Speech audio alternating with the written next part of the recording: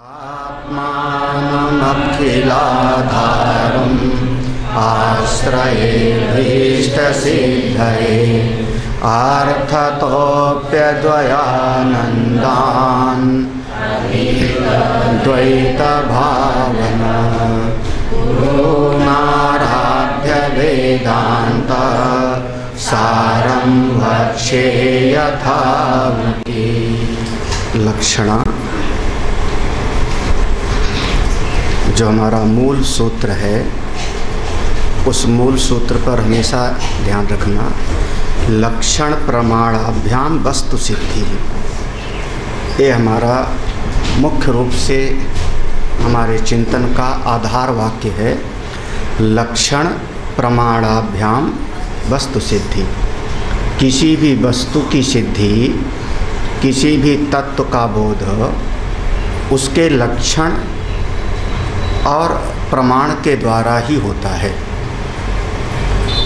प्रमाण उसका मीमांसा अलग है। प्रमाण की मीमांसा जिसमें प्रत्यक्ष प्रमाण, अनुमान प्रमाण, उपमान प्रमाण, अर्थापत्ति, अनुपलब्धि, शब्द प्रमाण, और ये जो प्रमाण मीमांसा के माध्यम से विचार किया जाता है, प्रमाण के द्वारा वस्तु की सिद्धि होती है और साथ ही साथ लक्षण के द्वारा। तो लक्षण प्रमाणाभ्याम वस्तु सिद्धि। नहीं तो बहुत बार नकली चीज़ भी हमको दिखाई पड़ जाती है। नकली आम दिखाई पड़ जाता है, मेज़ पर रखा हुआ है। नकली अंगूर का गुच्छा बना के लटकाए रखते हैं, लेकिन उसमें अंगूर के लक्षण नहीं घटित हो रहे। अगर हम आँख का प्रमाण लगाते हैं तो आँख से हमको अंगूर दिखाई पड़ रहा है, अंगूर का गुच्छा। आँख को रंग दिखाई पड़ता है, रंग ज्यों का त्यों दिखाई पड़ रहा है। रूप रंग ज्यों का त्यों हमको दिखाई पड़ रहा है उस नकली फल का जो बना हुआ रखा है। लेकिन जब लक्षण हम उसमें घटाते हैं कि अंगूर को कोमल होना चाहिए, उसके भीतर रस होना चाहिए, उसकी अपनी एक अलग प्रकार की गंध होती है, वो सारे लक्षण उसमें घटित नहीं होंगे जो नकली चीज़ है। तो लक्षण प्रमाणाभ्याम वस्तु सिद्धि। तो लक्षण कैसे होना चाहिए, ये लक्षण की मीमांसा है। प्रमाण की मीमांसा के लिए बहुत बड़ा शास्त्र है, बड़ा मोटा सा, बड़ा कठिन, जिसका नाम है वेदांत परिभाषा। वो हमारे वेदांत के मार्ग में शुरुआती पढ़ाया जाता है। व्याकरण के बाद में कैलाश विद्यापीठ में या जहाँ पर परंपरा से पढ़ाया जाता है, परंपरा से, तो जहाँ परंपरा से पढ़ाया जाएगा वहाँ कोई बच्चा आता है तो पहले उसको कहा जाएगा व्याकरण पढ़ो। वो व्याकरण पढ़ता है, पूरा का पूरा लघु याद करेगा, व्याकरण पढ़ेगा। 2-3 साल लगते थे व्याकरण पढ़ने में। तो जैसे व्याकरण पढ़ लेगा तो पढ़ने में कठिनाई ही। व्याकरण के बाद में फिर उसको कहा जाता था तर्क संग्रह पढ़ाया जाता था। हमने एक आध बार पढ़ाया तर्क संग्रह, शायद छपी हुई है ये हमारी। तर्क संग्रह पढ़ो। तर्क संग्रह पढ़ लेता था तब कहते थे वेदांत परिभाषा पढ़ो।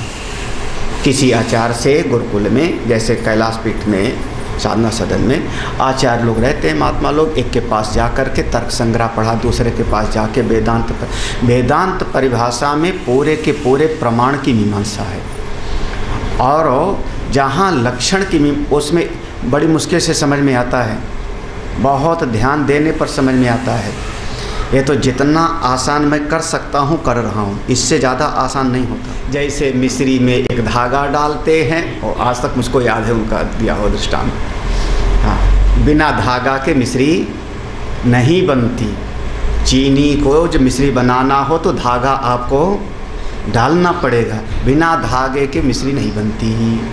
जो आप लोग टुकड़ा टुकड़ा ले आते हो ना खरीद के, वो मिश्री बनाने के बाद उसको फिर उस रूप में काट दिया गया है।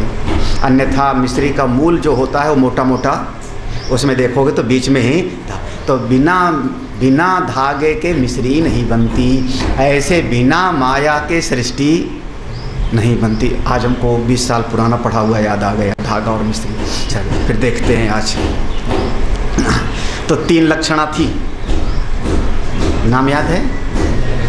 जहेती, अजहति और तीसरा तत्र तो, यहाँ से देखना जहत लक्षणा, हाँ जहति लक्षणा का, हाँ अत्र गंगायाम घोषः प्रतिवसति इति वाक्यवत् जहत लक्षणा अपि न संगच्छते। मिला 73 नंबर पेज पे। हाँ अत्र यहाँ पर किसमें, अत्र माने तत्वमसि महावाक्य में, तत्वमसि अत्र माने तत्वमसि महावाक्य में गंगायाम घोषः, जैसे गंगा में घर है, इस वाक्य के जैसे जहत लक्षणा नहीं घटित होगी, ना संगच्छते, जहत लक्षणा ए वहाँ पर नहीं सही होगा। क्यों? अब उसका दृष्टांत देते हैं। तत्र तो गंगा घोषयो आधार आधेय भाव लक्षणस्य वाक्य अर्थस्य शेषतः विरुद्धत्वात्। क्यों? यहाँ तक विरुद्धत्वात्, एक एक तोड़ करके पढ़ो तो समझोगे। तत्र तो वहाँ पर, कहाँ पर? दृष्टांत में। दृष्टांत में गंगा घोषयो, गंगा में घर है, जब ये कहा किसी ने तो आधार आधे भाव लक्षणस्य वाक्यार्थस्य, वहाँ पर भाव क्या हुआ? आधार आधे। आधार आधे कल मैंने बताया था, जैसे जल है आधे और घड़ा है उसका आधार, क्योंकि जल को हमने घड़े के अंदर रखा, तो ऐसा आधार आधे का भाव उसके शब्द से प्रतिध्वनित हो रही है। वो विरुद्धत्वात्, वो सही नहीं हो सकता, क्योंकि घर पानी के भीतर नहीं बनेगा। वाक्यार्थम अशेषतः परित्यज्य तत्संबंधिनी तीर लक्षणया युक्तत्वात् जहत लक्षणा संगच्छते।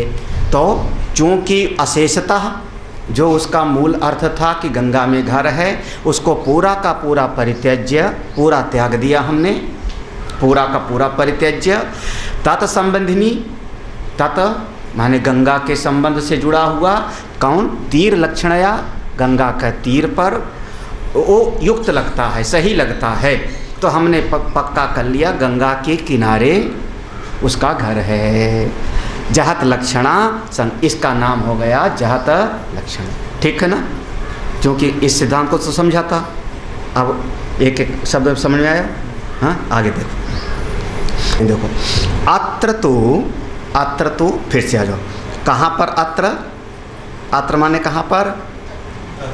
तत्वमसि में। हाँ देखो तुरंत समझना पड़ेगा यहाँ पर मतलब कहाँ पर कहा? अत्र तो परोक्ष अपरोक्ष चैतन्य एकत्व लक्षण से वाक्यार्थस्य। यहाँ पर तत्वमसि में तत् और त्वम दोनों, तत् परोक्ष है और त्वम अपरोक्ष है। लक्षण क्या है कि तत् से उपहित चैतन्य और त्वम से उपहित चैतन्य, उस तत्व को बताना है समझना। तत् उपहित चैतन्य और त्वम उपहित चैतन्य, यहाँ तुरंत समझ लेना चाहिए। तत् माने ईश्वर, त्वम माने जीव। हाँ उपहित चैतन्य को बताना है। तो भाग मात्रे विरोधात भागांतरम अपि परित्यज्य अन्य लक्षणया अयुक्तत्वात् जहत लक्षणा न संगच्छते। यहाँ त्यागोगे किसका? वहाँ तो पूरा का पूरा छोड़ दिया था ना, गंगा में घर है, इस लाइन को पूरा छोड़ दिया था कि ठीक नहीं है। यहाँ पर जब हमने कहा जीव, तो जीव शरीर को नहीं कहा था, किसको कहा था? जीव शरीर उपहित चेतन को। तो त्यागोगे किसको? चेतन को त्याग सकते हो क्या आप? किसको त्यागोगे? तो जहत लक्षणा यहाँ पर हो नहीं सकती। भाग मात्रे विरोधात भागांतरम प्रत्यज्यन अन्य लक्षण है अयुक्तत्वात्। अयुक्तत्व माने ये संभव ही नहीं, इसलिए जहत लक्षणा इसमें नहीं हो सकती, क्योंकि यहाँ त्यागने वाली तो कोई बात है ही नहीं। हाँ अगर आप कहो कि नहीं उपाधि का त्याग करो और चैतन्य को ग्रहण करो, ये दोनों बात कहोगे आप, अगर दोनों बात कहोगे तो वो जहती लक्षणा नहीं होगी, बल्कि जहती अजहती लक्षणा हो जाएगी। और तीसरी वाली जो भी पढ़ाना है, ठीक है ना, समझना चाहिए। जो सुना है कि उपाधि का त्याग करो, चैतन्य अंश का एक कर लो, तो वो दोनों का मिश्रण कर दिया। जहती माने केवल त्यागना ही त्यागना, तो यहाँ तो ऐसा हुआ नहीं, इसलिए ये संभव नहीं है। ठीक, आगे पढ़ूँ।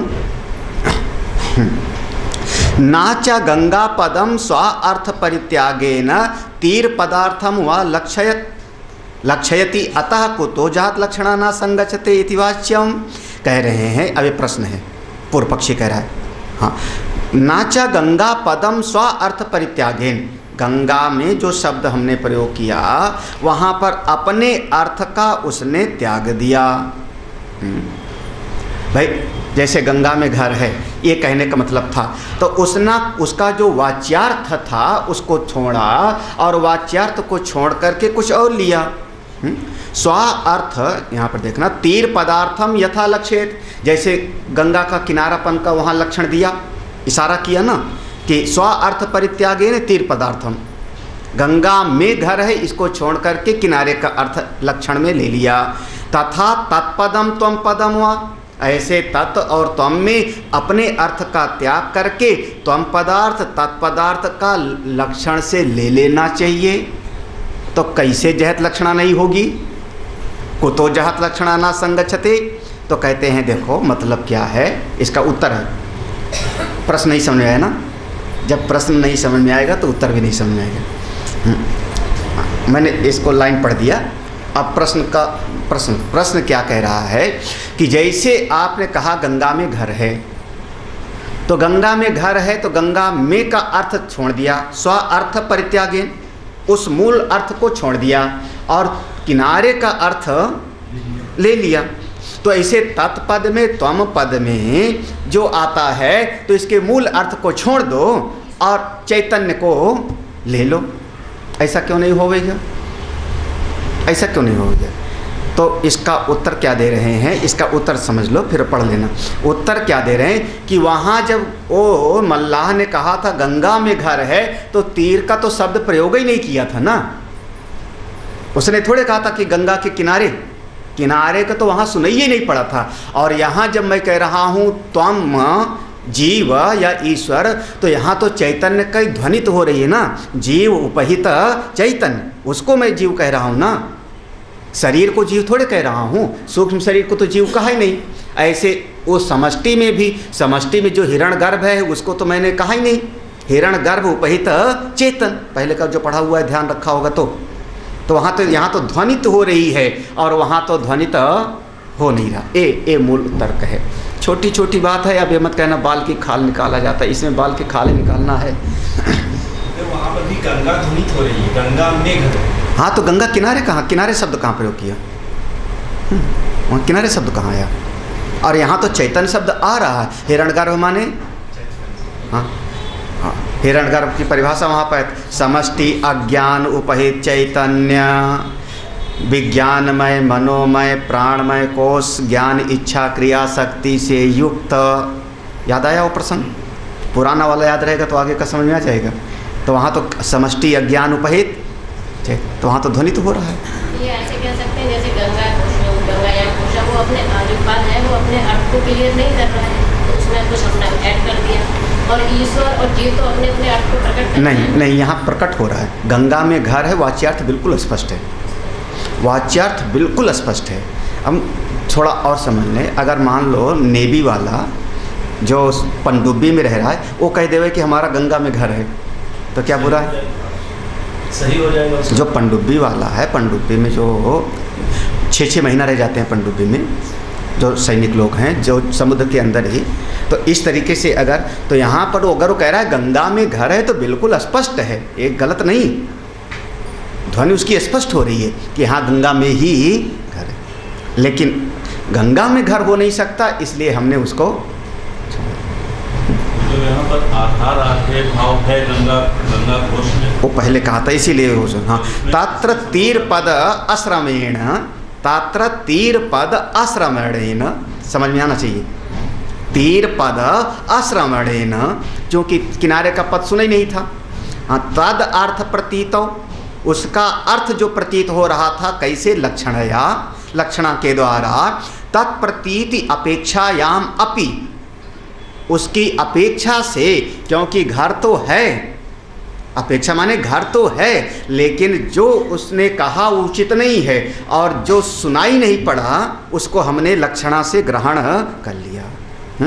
तो लक्ष्य अपेक्षायाम अपि तत् तम पदयो श्रूयमाणत्वेन तदर्थ पदीर्थो सरलक्षणया पुनः पुनः अत्यंत अपादेः अन्यतर पदार्थ प्रतीत अपेक्षा भावात, क्योंकि और कोई दूसरा संभव नहीं है।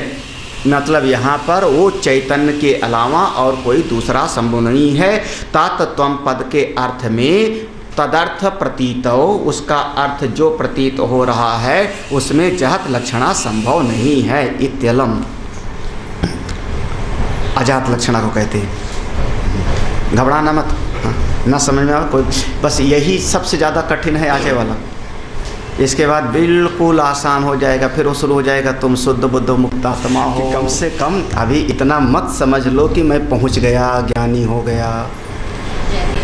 जयति लक्षणा वाला क्लियर हुआ? काफ़ी ना? चलो। अत्र सोणो धावत इति वाक्यवत जहत लक्षणा अपि न संभवती। अत्र सोणो धावती, लाल दौड़ रहे, सोण माने लाल, यहाँ पर लाल दौड़ रहे हैं, इस वाक्य के जैसे अजहत लक्षणा भी संभव नहीं है। क्यों? ये सूत्र है प्रतिज्ञा। इसके बाद सूत्र का भाष करते। तत्र सोण गुण गमन लक्षणस्य वाक्यार्थस्य विरुद्धत्वात् तद अपरित्यागेन तद आश्रय अस्वादि लक्षया तद विरोध परिहार संभवात् अजहत लक्षणा संभवती। क्या करें? तत्र दृष्टांत में, यहाँ दृष्टांत में ले आओ। क्या है? सोण गुण गमन लक्षणस्य वाक्यार्थस्य विरुद्धत्वात्। यहाँ तो विरुद्धत्वात्, लाल दौड़ रहा है, किसी ने कहा लाल दौड़ रहा है, तो लाल में दौड़ने की सामर्थ्य नहीं होती। हाँ, वाक्यार्थस्य विरुद्धत्वात्, वो संभव नहीं है। तो अपरित्यागेन, लाल दौड़ रहा है इसका हमने त्याग नहीं किया। अपरित्यागेन माने बिल्कुल छोड़ा नहीं, इसमें जो कहते हैं उसको ले लिया। लेकिन तद आश्रय अस्वादि लक्षया, वो लाल का आश्रय एक सिपाही या घोड़ा हमने और जोड़ दिया। ठीक है ना? कितना आसान है, कहाँ कठिन है? तद आश्रय अस्वादि सिपाही जोड़ दो, घोड़ा जोड़ दो। हाँ, तो लाल दौड़ रहा है ज्यों का त्यों है, हमने जोड़ दिया लाल घोड़ा दौड़ रहा, तो हमने उसमें त्यागा नहीं कुछ ना। अपरित्यागे न तद आश्रय अस्वादि लक्षया तद विरोध परिहार संभवात अजहत लक्षणा। ऐसा भी तद विरोध परिहार संभवात, जैसे यहाँ पर है इस प्रकार से अपने तत्वमसी महावाक्य में संभव नहीं हो सकती जैसा यहाँ पर हो रहा है। वहाँ जोड़ने का क्या है? आपको बाहर से क्या जोड़ोगे आप? उसमें क्या जोड़ोगे? क्योंकि वहाँ तो हमने बता ही दिया कि समष्टि अज्ञान उपहित चेतन का नाम ईश्वर, तो वहाँ पर समष्टि अज्ञान हिरण्यगर्भ भी है और चेतन भी है। यहाँ तो हमने बता ही दिया कि सूक्ष्म शरीर उपहित चेतन। जब हम जीव कह रहे हैं तो हम जीव कह रहे हैं कि व्यष्टि अज्ञान व्यष्टि शरीर से उपहित चेतन वो जीव है। तो यहाँ जोड़ोगे किसका? हम तो चेतन पहले जोड़ रहे हैं, हम शरीर को तो जीव कह ही नहीं रहे, तो जोड़ोगे क्या? तो अजहत लक्षणा भी वही कह रहे हैं, इसी बात को यहाँ पर करें। अत्र तो परोक्षत्व अपरोक्षत्व आदि विशिष्ट चैतन्य एकत्व, समझ में आना चाहिए ना। यहाँ पर जो तत्परोक्ष है और तम अपरोक्ष है, इससे विशिष्ट चैतन्य जो एक है ना, उपहित चेतन जो एक है, वाच्यार्थ से इसका वाच्यार्थ है, तो विरुद्धत्वात् वाच्यार्थ से विरुद्ध हो रहा है, क्योंकि जो है व्यष्टि जीव और समष्टि ईश्वर एक नहीं हो सकता। तो यहाँ पर जो आप कहो कि कोई और चीज़ जोड़ करके हम अर्थ निकाल लेंगे तो ये संभव नहीं है। कैसे? विरुद्धत्वात् अपरित्यागेन तत्संबिंधनो यस्य, हम इसको छोड़े ना, हम इसमें कोई त्याग ना करें, उपाधि का जैसे त्वम पद का तत्पद का त्याग ना करें, विरुद्धत्वात् इसका त्याग ना करें, और इसी से तत्संबंधी ना, इसे से जुड़ा हुआ कस्यचित कोई भी चीज़, आत्मा परमात्मा ब्रह्म भगवान चेतना, कोई भी चीज़ कस्यचित अर्थ से लक्षितत्व उसमें जोड़ करके हम निकाल लें और तद विरोध इसके विरोध का परिहार हो जावे, ऐसा संभव नहीं दिखा। इसलिए अजहत लक्षणा संभव नहीं। ठीक है? नहीं समझ में?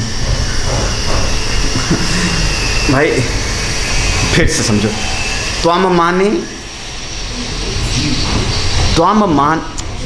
माने शरीर, सूक्ष्म शरीर उपहित चेतन।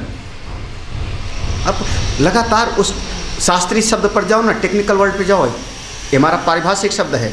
हाँ, केवल चेतन मत कहो। हाँ, जीव माने, त्वम माने ये सूक्ष्म शरीर 17 अंगों से मिला हुआ सूक्ष्म शरीर उपहित चेतन। तो यहाँ पर हम इसमें जो सूक्ष्म शरीर है इसको त्यागे ना और उस तत्व का ज्ञान हो जावे, ऐसा संभव है क्या? क्योंकि सोणो धावत में हमने कुछ त्यागा नहीं था। लाल दौड़ रहा है, उसमें त्यागा था क्या? कुछ उसमें त्यागा नहीं था। वही कह रहे हैं अपरित्यागीन। उसमें हमने एक घोड़ा जोड़ दिया और उसका अर्थ हमको समझ में आ गया। तो यहाँ पर जो हिरण्यगर्भ या विराट का शरीर है, तो हमने कहा विराट वैश्वानर उपहित चेतन, विराट उपहित चेतन, हिरण्यगर्भ उपहित चेतन, समष्टि अज्ञान उपहित चेतन, ये शब्द प्रयोग कर रहे हो ना। तो यहाँ पर जो समष्टि अज्ञान है उसका त्याग न करें, हिरण्यगर्भ का त्याग न करें और चैतन्य का ग्रहण हो जाए, या चैतन्य के अलावा कस्यचित कोई और ऐसा अर्थ जोड़ के लगा लो, तो ऐसा संभव नहीं। एकत्व का बोध, क्योंकि वहाँ पर है असि, तुम वही हो, तत्वमसि, तुम वही हो। एकत्व का अर्थ बताना है, ये अर्थ तो यही ना, तुम वही हो। तो ये अजहत लक्षणा से संभव नहीं होगा, क्योंकि एकत्व का बोध और किसी प्रकार से हो नहीं सकता। क्लियर? मेरे हिसाब से तो क्लियर है। नाचा तत्पदम त्वम पदम वा स्व अर्थ, उसी बात को देखना, फिर से पक्का करना। हाँ, नाचा, ये प्रश्न है एक तरीके से पूर्व पक्षी का। नाचा तत्पदम त्वम पदम वा स्व अर्थ विरुद्धांश परित्यागेन अंश अंतर सहितम तत्पदार्थम त्वम पदार्थम व लक्षयत तत्वतः कथम प्रकारांतरेण भाग लक्षणा अंगीकरणम इति वाच्यम। अब यहाँ पर पूर्व पक्षी ने एक बात कह दिया कि अच्छा ये बताओ चैतन्य से जो अविरुद्ध है, मतलब नाचा तत्पदम त्वम पदम व स्व अर्थ विरुद्ध अंश परित्यागेन, जो उसका अर्थ निकल रहा है, अपना अर्थ निकल रहा है तत् और त्वम का, उसका हम त्याग ना करें। हाँ, शांत रस शांत असहितम तम पदार्थ तत्पदार्थम हुआ। तो इसी को पद पदार्थ कहते हैं, पद पदार्थ का इसको कहते हैं पंक्ति लगाओ। हाँ, इसमें कहते हैं, ये हमारा शास्त्रीय भाषा होगी, पंक्ति लगाओ।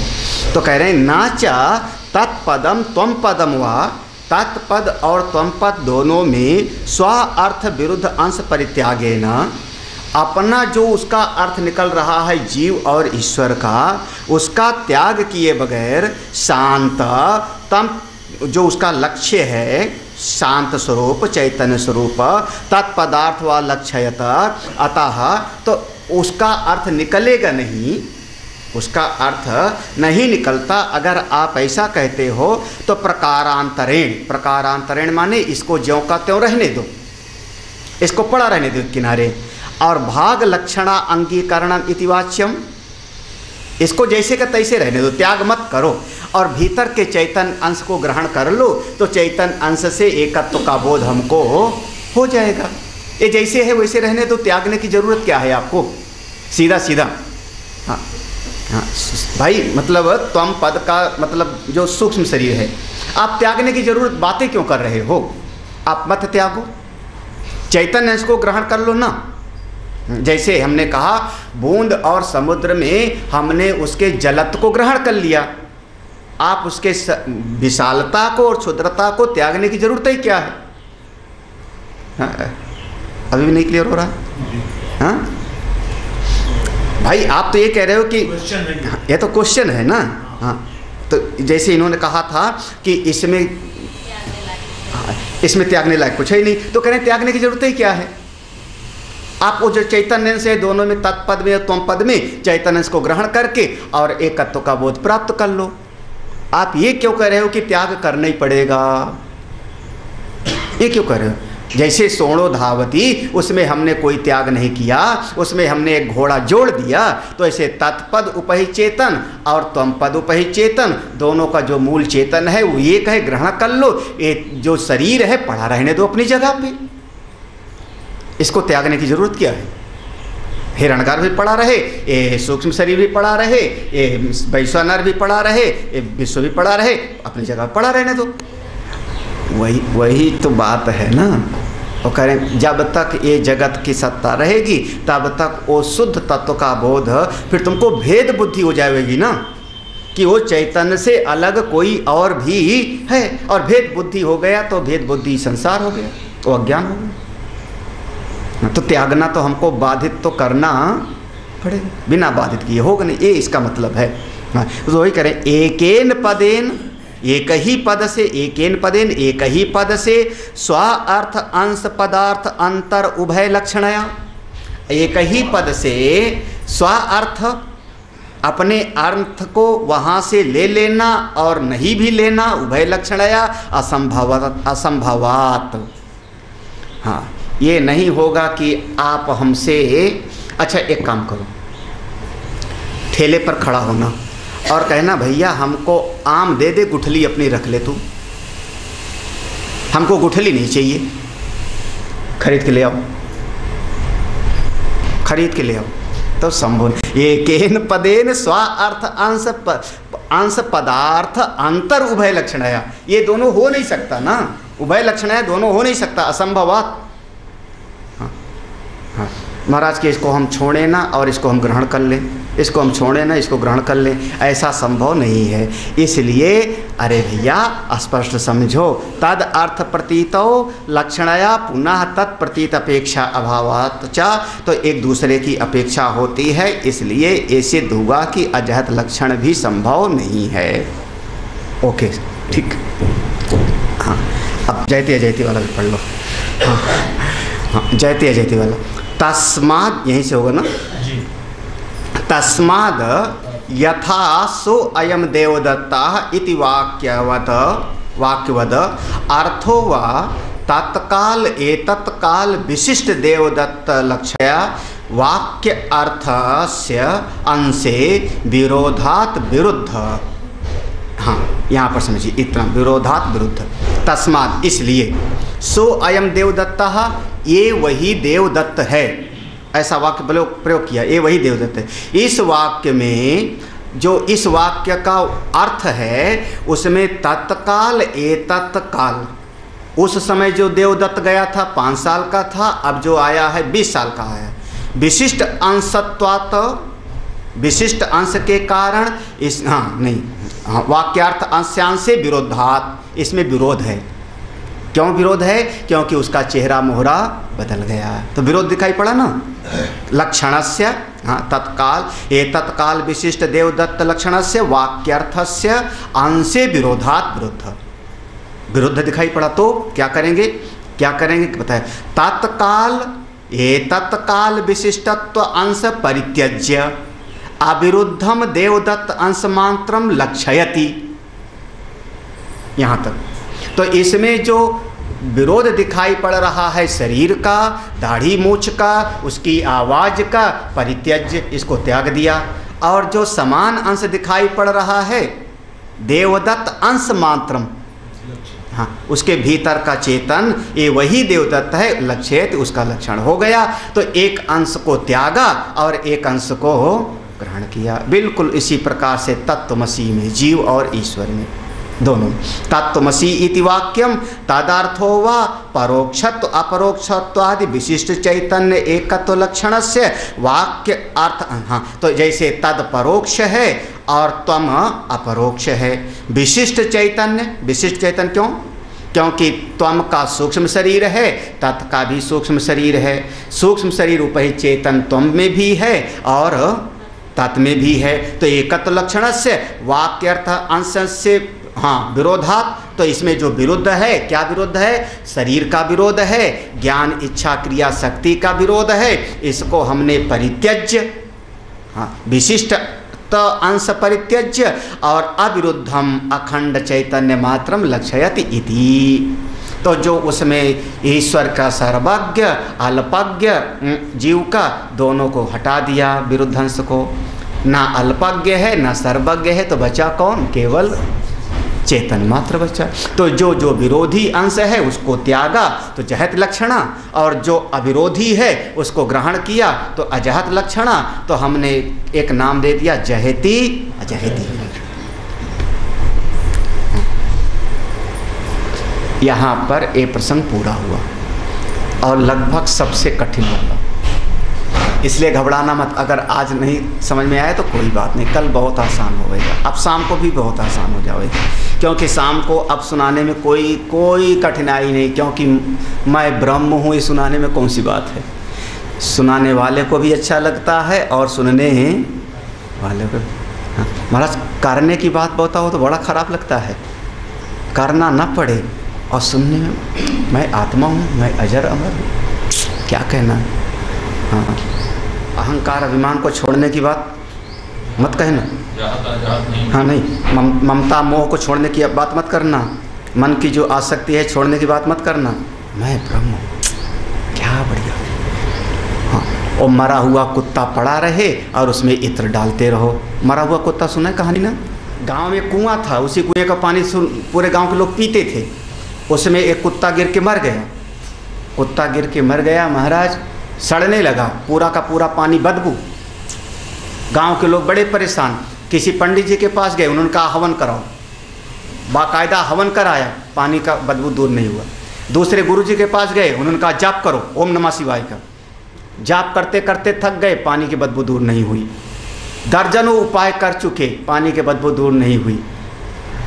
किसी ने कहा इसमें कन्नौज से लाया हुआ इत्र डालता हूँ, इत्र डाल दिया, बढ़िया, पूरी शीशी उड़ेल दिया, बदबू दूर तो नहीं हुई। हाँ, दूर कैसे होगी? कोई ज्ञानी महात्मा पहुँचे, उन्होंने कहा जो कुत्ता मार के सड़ रहा था निकाला कि नहीं उसको? बोले महाराज उसको तो निकाला ही नहीं। बोले वही तो गड़बड़ी है। तो ऐसे अंतःकरण में जो मरा कुत्ता पड़ा है, हाँ, जो बदबू कर रहा है, कौन? ममता मोह आसक्ति अभिमान अहंकार, तमाम तरह के मैं कुछ हूँ मैं कुछ हूँ, वो जो भीतर अंतःकरण, उसको तो हम निकालते नहीं और उस पर ब्रह्म विद्या का ज्ञान इत्र डालते रहो, फुलेल डालते रहो। तो हाँ, तुम ही ब्रह्म हो, अहम ब्रह्मास्मि, अरे मुझको कोई बंधन नहीं। हाँ, 10 रुपया त्यागा ना जावे, हाँ, पत्नी पति छोड़ा ना जावे, घर परिवार छोड़ा ना जावे, जरा सा उस अहंकार पर सुई चुभाओ, एक तिलमिला उठता है। बोले वाह रे ब्रह्मज्ञानी। हाँ, तो ये सारा पापड़ बेलने के बाद अनुभव वाला वाक्य आता है, ऐसे नहीं जो अच्छा लगता है ना। अभी तो जरा सा जो है कोई बात, हाँ, खास करके सड़क पर कोई गाली दे देवे तो आप सर झुका के चले जाओगे, पागल है। हाँ, कभी आपकी रिश्तेदारी में आपका साला बहनोई गाली दे देवे तब? हाँ, आप दामाद बन के जाओ और कोई 2 बात उल्टा बोल देवे, क्या करोगे वहाँ पे? महाराज ससुराल में आदमी जो है राजे बन के जाता है, सब हमारी पूजा करते हैं, होगा ना। वहाँ कोई आपका अपमान कर देवे, क्या करोगे? सहोगे कि नहीं?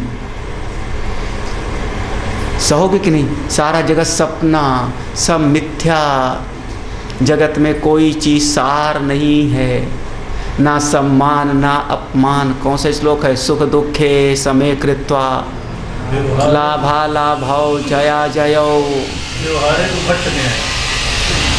मतलब वहाँ से गाड़ी उठाओगे भाग खड़े होगे।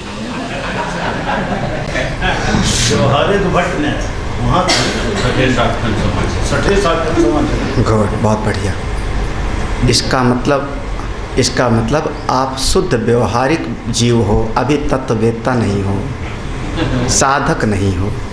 हमने कई बार कहा है कि साधक और संसारी का लक्षण अलग अलग होता है। जैसे एक दृष्टांत दिया ना कि संसारी आदमी अपने लिए उदार होता है, दान दक्षिणा में कृपण हो जाता है, और साधक अपने जीवन में कृपण होता है, अपने ऊपर खर्चा करने में कृपण होगा और बड़े काम के लिए, है ना। तो ये साधक और संसारी में फर्क करना पड़ेगा। फिर अभी साधकत्व के गुण नहीं आए। वहाँ क्या करें? हाँ, हमारा अपमान कर दे तो क्या करना चाहिए? सहो, अगर तत्ववेत्ता हो तो सहो, संबंध छोड़ दे, सहो। जड़ भरत की कथा क्या? सुखदेव जी महाराज जब आ रहे थे तो पत्थर मार रहे थे लोग ना ब्रह्मवेत्ता को। सुखदेव जी उठा के 2 पत्थर मारे थे क्या किसी को? गांव वाले पत्थर मारते आ रहे हैं, हम भी 2 पत्थर मारेंगे। व्यवहारे तू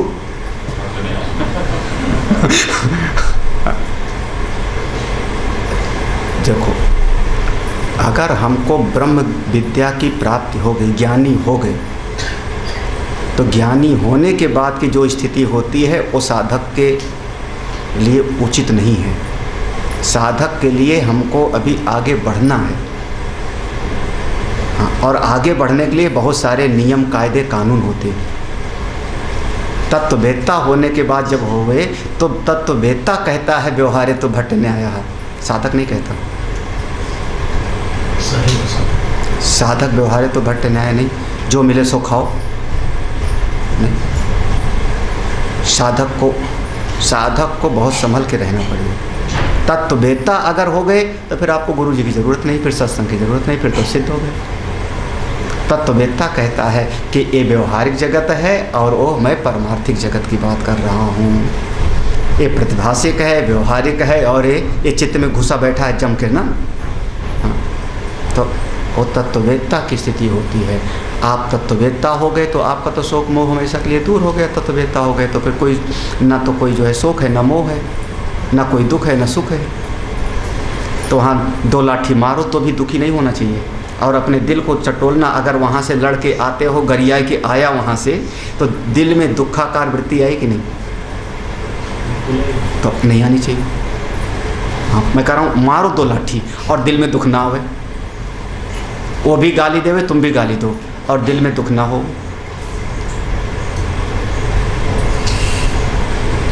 ये मित्रों में हो सकता है, नहीं ससुराल में। जहाँ संबंध होगा वहाँ नहीं होगा। क्यों? जहाँ संबंध ना हो, मित्र हो एक दूसरे की, बस तो फिर व्यवहार तो भट्ट न्याय, सूत्र मत बोलना जल्दी। वही मैं कह रहा हूँ ना, वो उत्तर पकड़ लेते। इस प्रश्न का उत्तर 22 नहीं चलेगा। व्यवहारे तो भट्ट न्याय तत्ववेत्ता की स्थिति है, साधक नहीं। साधक को हमको अभी वेदांत सार पढ़ना है, अभी समझना है। ये थोड़ी पोथी पढ़ जगमुआ। किसने कहा? कहाँ लिखा है? दिखाओ बीजक में। बीजक मेरे कमरे में रखा है। बीजक मेरे कमरे में रखा है। लोगों का क्या? हाँ, ये बात। लोगों को जैसे कलयुग केवल नाम धारा, ढूंढ के दिखाओ रामायण में चौपाई, कोई ढूंढ के दिखाओ। ऐसे बीजक मेरे पास कबीर साहब का जितने वाणी है उसका संकलन बीजक है, दिखाओ उसमें। तो बहुत सारी बातें हैं लेकिन दुनिया में चलता रहता है। ओम पूर्णमदः पूर्णमिदं पूर्णात् पूर्णमुदच्यते। सूत्र दिया व्यवहारे तो भट्ट न्याय। इसमें लक्षणा कौन सा लगाया हमने? आपने अजहिति लक्षणा लगाया। व्यवहारे तो भट्ट न्याय, मैं व्यवहार में भट्ट न्याय का मैं को जोड़ दिया, तो आपने लक्षणा लगाई अजहिति लक्षणा।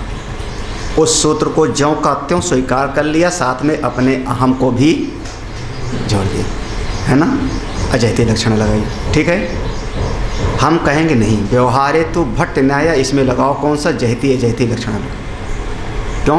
क्योंकि इसमें साधक का परित्याग करो और सिद्ध का इसमें अध्याहार करो, तो हुआ क्या? जहती। लो, अब व्यवहारिक जगत में जिस बात को लाओ सब में ये लक्षणा को मैं घटा दूंगा। हाँ? साधक का परित्याग करो, साधक के लिए मत लगाओ इस सूत्र को। फिर किसके लिए? सिद्ध के लिए। सिद्ध को ले आओ इस शब्द में। सुखदेव भगवान जो करें, विदुर जी महाराज जो कहें, भरत जी जैसा कहें, तो सिद्ध को ले आओ। तो व्यवहारे तो